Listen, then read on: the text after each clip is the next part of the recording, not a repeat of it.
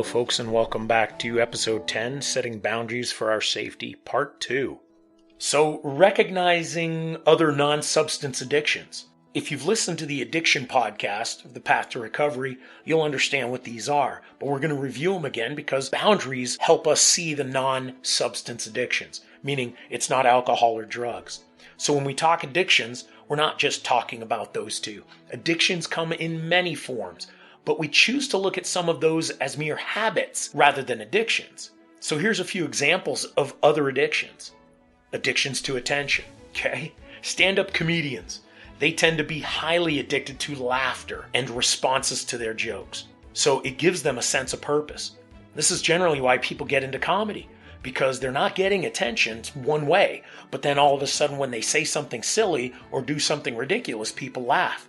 That gives them attention. Childhood inadequacies or feeling left out can manifest into comic relief. I experienced that in my youth. I used comedy, I used laughter of others to compensate for my feeling lacking. Once we see the attention we get, then it becomes an addiction to attention. When their joke bombs, you may see them get anxious or intense trying to make the next joke work. If you ever want to see this in action, folks, take a look at Robin Williams and some of his interviews with The Tonight Show, Johnny Carson, Jay Leno, even with David Letterman. When Robin Williams was on a roll and then he would say something and the audience wouldn't laugh at it, take a look at how his body worked. Take a look at how he physically responded to it, and then watch how his efforts to make another joke funny were intense. How about this one? Addictions to cell phones, right? Now here's some statistics, folks. I got to read this. So according to GSMA, real-time intelligence, these are people that all they do is do real-time study on analytics and things that happen. There are more cell phones than people on the planet. Think about that. As of March 18th, 2019, there are more than 8.9 billion cell phones versus only 7.7 billion people. Somehow, people have more than one cell phone. As of 2013, people on the planet had more cell phones than they had bathrooms.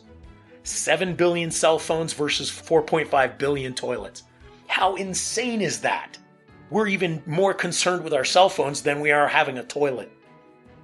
How about addictions to being right all the time? I myself had about 20 years of that. I thought very highly of my knowledge. So when I made a statement, it was, prove me wrong, otherwise I'm right. This can sometimes seem like arrogance, but it actually can be a deep-rooted issue with inferiority, and that was what it was for me. Some people may have had strong influences telling them that they had to prove themselves as being correct as children, and might have been ridiculed when they couldn't accomplish the task. I'm raising my hand, folks. They then dedicated an addictive behavior to always believing that they must be right, regardless of truth or outcome. That means it didn't matter what the topic was, and it didn't matter if I was right or wrong. I was right until they could prove me wrong. And I'd stand my ground, and I was a jerk poopy head about it. I was aggressive because I wanted people to know that I'm right and I'm always right. And if I'm wrong, it's going to be some kind of a task for you to prove it. How about an addiction to doing things for everyone else? We call this the martyr syndrome. Sacrifice yourself to do things for others. So to the addict, they believe they're always sacrificing themselves for the good of others. They tend to see themselves kind of as suffering for the greater good. The Jesus concept. Let me suffer on the cross so that you guys may heal. You may hear phrases like, oh, it's okay, I don't mind not getting what I want so you can have it. Sacrificing. What's funny is those people tend to use that later on in arguments. Remember, this was what I did and I sacrificed all of this in my life for you. How about this next one? Addiction to gossip. All right, folks, this is very huge in social media. Social media is basically just an avenue for people to share gossip. One of the ugliest non-substance addictions out there. And it tends to spread untruths to large amounts of people exceptionally quick for the sake of the gossiper having the power to do so. I wrote this. Everybody responded to me. We believe that when gossip is told to us, that we need to repeat it to feel special. Or that we have this tasty tidbit of info that will receive an energetic response by the listeners when we tell it. Instead of just sucking it up, saying, you know what, I don't need that. I'm not going to be spreading that kind of rumor. More than half of the time gossip is talked about, the topic isn't true. Addiction to sex?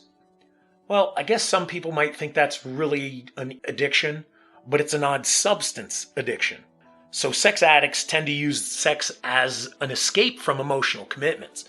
Or simply, somebody might feel inadequate when they are in a relationship, so they would rather just have sex to make that their quote-unquote intimacy and call it a relationship.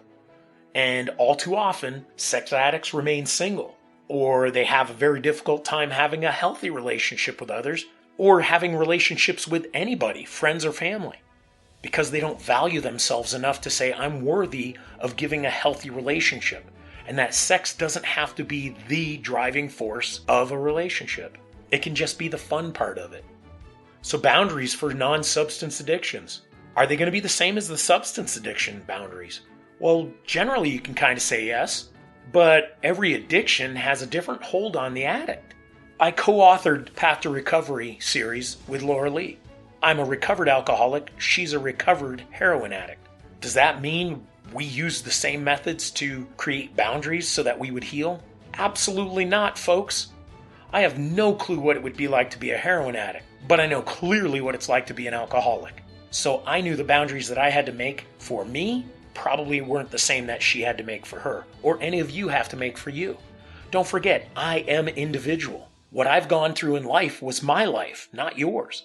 My childhood was different than yours, so my alcohol concealed my coping with my childhood issues. So does that mean my boundaries need to be the same? No. You just got to learn how to make the boundaries work for your addiction. This next thing is being honest within. The honesty we seek is always within ourselves, not from others.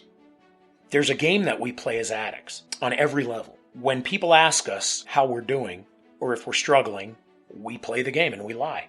We cover it up. We don't want them to know the truth. What are they going to do? They're just going to hound us more. They're going to remind us that we're having a problem, that we're struggling. They're going to keep telling us, well, here's a way to help yourself. Here's something you can do. It's like, you know what? Back off. I'll get it figured out. I don't need your help, and I certainly don't need you badgering me.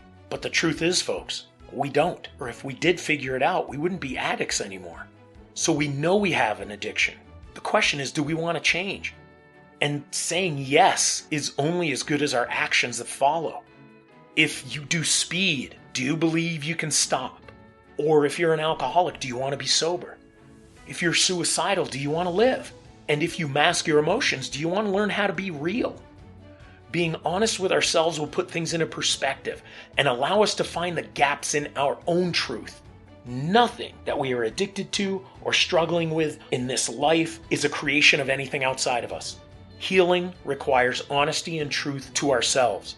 It's very hard to face since we as addicts tend to hide from the truth, and we disregard honesty, especially with ourselves. How about creating some honest boundaries? If we're looking to change our lives, we need to make clear and honest boundaries to accomplish this. Don't BS yourself. Don't pretend you want to change. Commit to it and build some strong, consistent boundaries that can keep you safe and comfortable on your way through the path to recovery. You're listening to this podcast because deep down inside you, you want to heal. You read our booklets because you want to heal. You go into a program because you want to heal.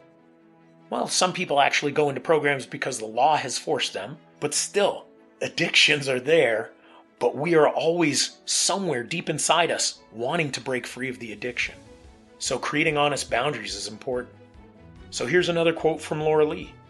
I actually kicked my kid's dad out of the house, yet had him sleeping in one of our cars because I was clean and had grown tired of his behaviors as a practicing addict.